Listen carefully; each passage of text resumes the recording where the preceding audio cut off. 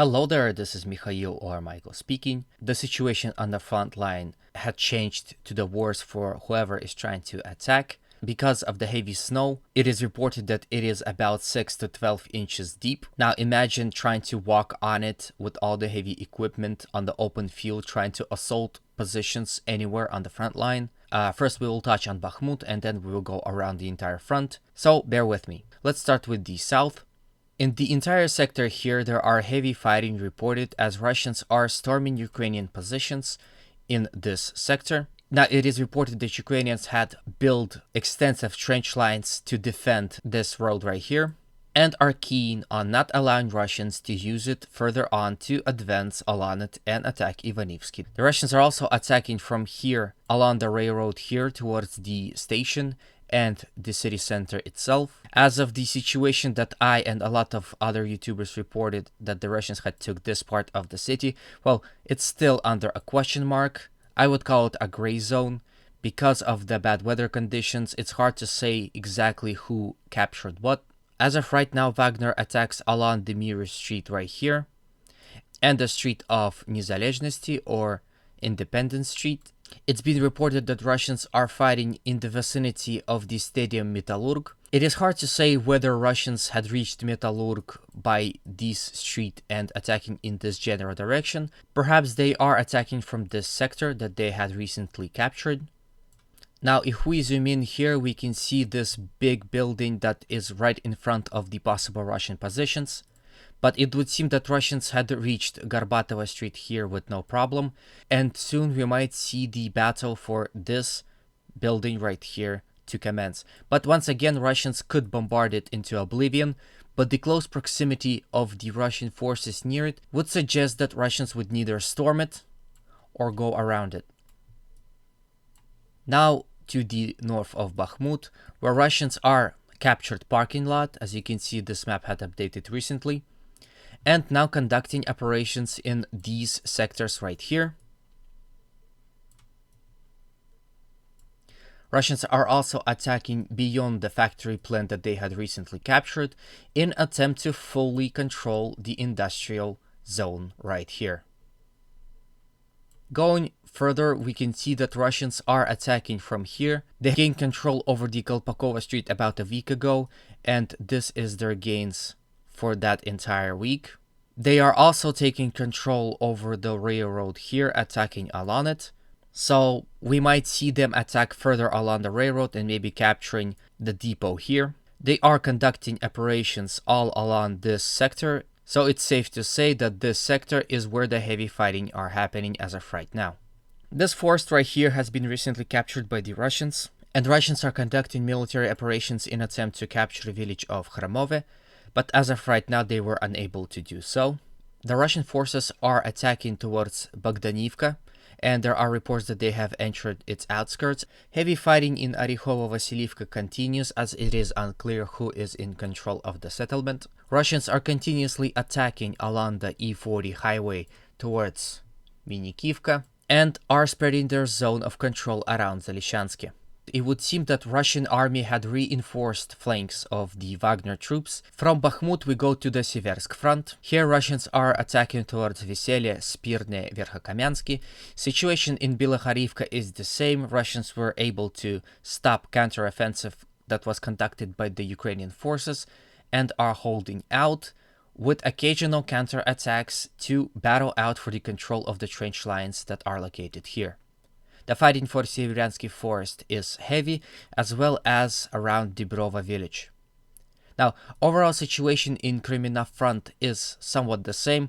Russians are still unable to reach Zarichne, but are mostly bombarding the settlement, as well as Yampalivka, Terny, Ivanovka, Novosadove, Novolubivka, and Nevske.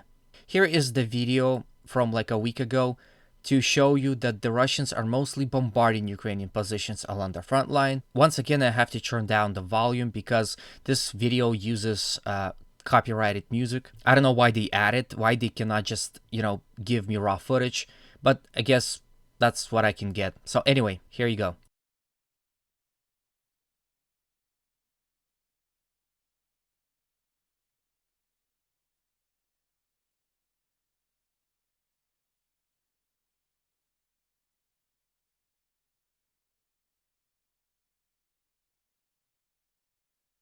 So, if you wonder why Russians are not being able to gain much land on the entire Crimea front, basically this is the reason why.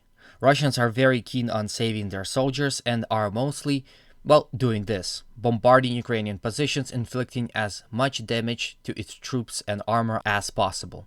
Going from here, we go to the Avdiivka front, where the situation is as follows. Around Stepove, it would seem that Russians had stopped attacking here, heavily entrenched their positions along the railroad, and there are reports that Russians are attacking towards Novobakhmutivka.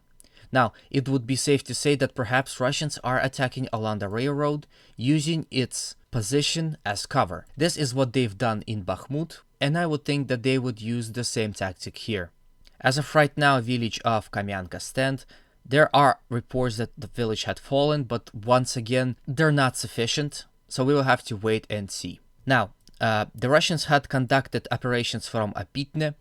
There are extensive trench lines on this front, for which Russians and Ukrainians are battling out for about a week or two, with Russians slowly pushing towards the Avdiivka itself, but once again, because of the snow, perhaps we would not see much gains on the front. Russians are also attacking from Vadani towards Severne and Tonenke, as well as they are attacking from Vadani to the north of the Pervomaisky. They are also attacking from Pestki straight on to Pervomaisky using the E50 highway and secondary roads. Village of Nevelsky still stands. From here we go to the south where Marinka lays. Once again, situation had not changed and it would not change much because of the weather conditions. There is a geolocated video of Russian tank destroyed somewhere around here. So it means that Russians are becoming very active on this front.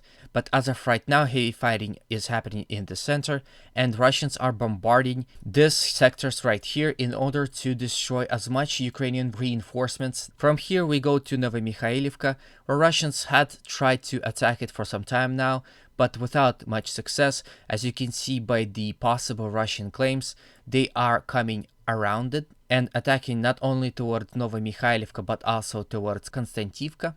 Now from here we will end up once again in Vuglidar. Situation in Vuglidar is as follows.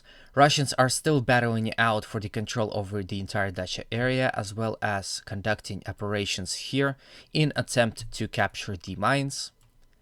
The battle for Vuglidar had not started yet, Russians had not entered the city itself and are bombarding it heavily. Now I want to briefly touch on the situation in Zaporozhye region. The Ukrainian troops had become active here as well. They are conducting limited military offensives and had recently pushed Russians away from Novodanilovka. Some time ago Russians were controlling about a half of it and now they are fully lost control of it.